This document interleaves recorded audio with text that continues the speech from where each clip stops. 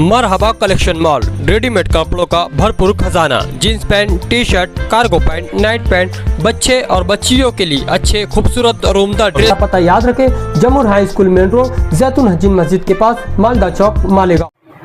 कल पार्लियामेंट में joint parliamentary committee की जो रिपोर्ट थी उसको बिल की शक्ल में पास किया गया। एक बात अच्छी ये थी कि जिस तरीके से उस पर बहस हुई, तो ये जमहूरी निज़ाम में इसी तरीके से कोई भी लोकल बॉडीज़ हो, असेंबली हो या पार्लियामेंट हो, इसी तरीके से बातचीत होना चाहिए कि विरोध में रहने वाले भी अपनी बात रख सके और जो पोजीशन में हैं, इक़्तिदार में हैं, वो भी अपनी बात रख सके। ये एक अच्छा मैसेज मैं इसको मानता हूँ।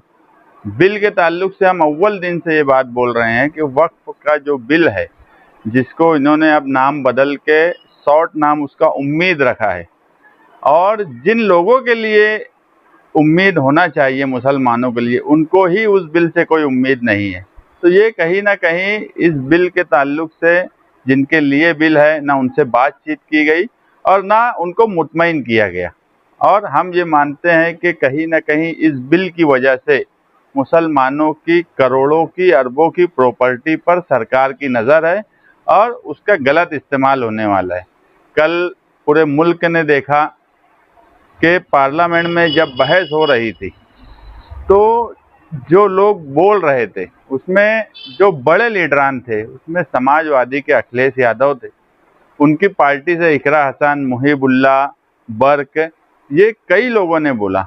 मगर अखिलेश यादव का बोलना, इकरा हसन का बोलना, मुहिबुल्लाह का बोलना, मगर अखिलेश यादव का बोलना, यही सेकुलर मुल्क में मुसलमानों के लिए किसी गैर मुस्लिम का, बड़े लीडर का बोलना, यादव का, ये हमें मुतमईन करता है कि इस मुल्क में हमारे लिए बोलने वाले आज भी सिर्फ मुसलमान नहीं, दूसरी कौम के लोग हैं। मगर इसी के साथ अफसोस इस बात का भी हुआ कि मुल्क में सबसे बड़ी अपोजिशन पार्टी के लीडर, जो 10 साल से अपोजिशन में नहीं थे, मुसलमानों की वजह से इस मर्तबा उनको अपोजिशन का पद मिला। मुसलमानों ने वन साइड वोट दी। मालेगांव जैसे शहर में उनको 2 लाख वोट मिली कांग्रेस पार्टी को, मगर ना ही यहाँ के मेंबर ऑफ पार्लियामेंट ने कल की बहस में कोई बात बोली और ना अपोजिशन लीडर की हैसियत से राहुल गांधी जी ने अपनी कोई बात बोली, ना प्रियंका गांधी जी ने कोई बात बोली।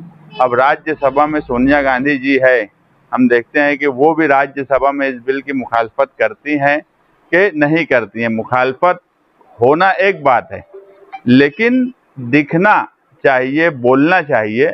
अगर तुम मुखालिफ हो तो वो दिख कर आओ, और नहीं हो तो वो भी दिखने में कोई हर्ज नहीं है। बीजेपी, मैं जैसे बोला कि मुझे कल की कार्रवाई से इस बात की खुशी हुई कि ये जमहूरी मुल्क है, लेकिन इस बात का दुख हुआ कि एक अपोजिशन लीडर ने अपनी बात पार्लियामेंट में नहीं रखी। और वहीं हम जिस पार्टी से जुड़े हैं, हमें फख्र होता है कि इस मुल्क में आज़ादी के बाद से सोशलिस्ट नज़रिया, समाजवादी नज़रिया, यही सेकुलरिज्म की अलामत है, यही सेकुलरिज्म की जड़ को हमेशा मजबूत करती रही है।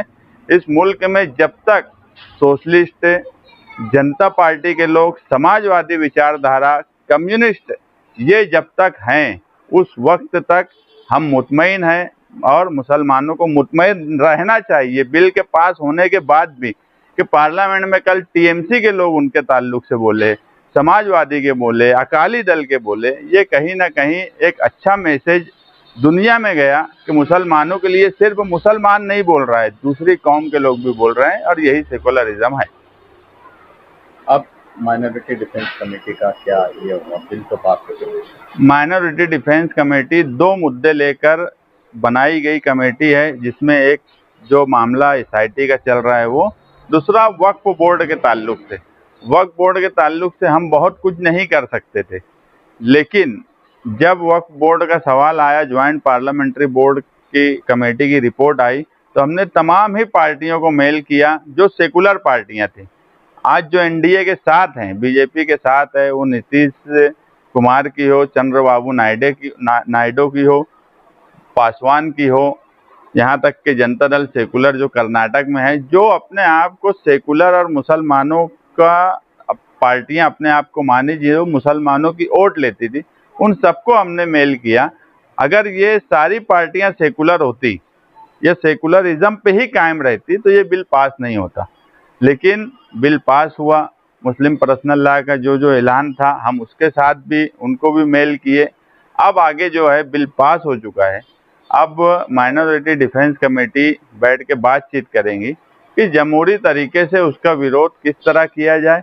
यह बिल जब आएगा, अभी राज्यसभा में आएगा, फिर राष्ट्रपति जब बिल पर साइन कर देंगी और बिल पूरा बन के ड्राफ्ट आ जाएगा, तो उस वक्त हम उसको पढ़ेंगे, समझेंगे और मुसलमानों की एक्ट बनने के बाद किस तरीके से मदद हो या उनको कम से कम तकलीफ कैसे हो, ये कोशिश करेंगे। उसके लिए अगर हमको कानूनी रास्ता बताना पड़ा वक्फ के ताल्लुक से, वक्फ क्या है? वक्फ एक मुसलमान का अपनी प्रॉपर्टी अवामी खिदमत के लिए वक्फ कर देना है, तो उसमें अब आगे कैसे आसानी होंगी, क्योंकि वक्फ सिर्फ मुसलमान ही करेगा, मगर अब जो बोर्ड में है वो गैर मुस्लिम भी रहेंगे। ये भी एक अजूबा ही है कि वक्फ करने वाली जो ओनर है, जो जिनकी मिल्कियत है, वो मुस्लिम रहेंगे, मगर उनके फैसले करने वाले बोर्ड में गैर मुस्लिम भी शामिल कर दिए गए। इन सब की जब तक बिल नहीं आ जाता, बिल किस तरीके से आएगा, क्या क्या उसमें लिखा है, देखो बात बोलना बहुत सी होती।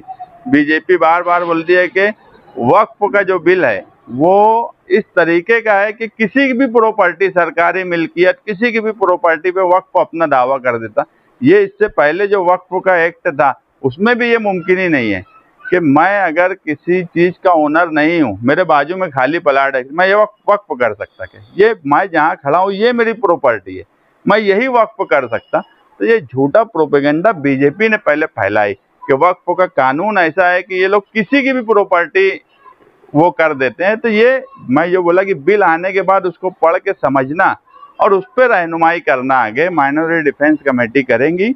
और अगर उसमें कोई जमहूरी तरीके से या कानूनी कोई बात समझी जो संविधान से मुंसलिक है, क्योंकि ये अक्सरियत से अमेंडमेंट किया गया है, अगर उसमें कोई नई बात समझी बिल के आने के बाद, तो हम उस पर भी कोशिश करेंगे। मगर आज मुसलमानों को रहनुमाई की ज़रूरत है और जो गलत प्रोपेगेंडा किया जाता उसको कहीं ना कहीं काउंटर करने की ज़रूरत है कि कोई भी प्रॉपर्टी मुसलमान किसी को भी दे देता, सरकारी ज़मीन उठा के दे देता, कोई मुमकिन ही नहीं है। ये ना कोई कायदे से मुमकिन है, ना कोई कानून से मुमकिन है। तो ऐसे प्रोपेगेंडे झूठे प्रोपेगेंडे हैं। कल भी मुसलमान अपनी खुद की मिल्कियत वक्फ करता था और आने वाले वक्त में भी अपनी खुद की मिल्कियत वक्फ करेगा। तो माइनॉरिटी डिफेंस कमेटी सारी बातों को, सारी कार्रवाई को देख रही है और उसके बाद बिल जब ड्राफ्ट आएगा तो हम आगे का लाए अमल तय करेंगे।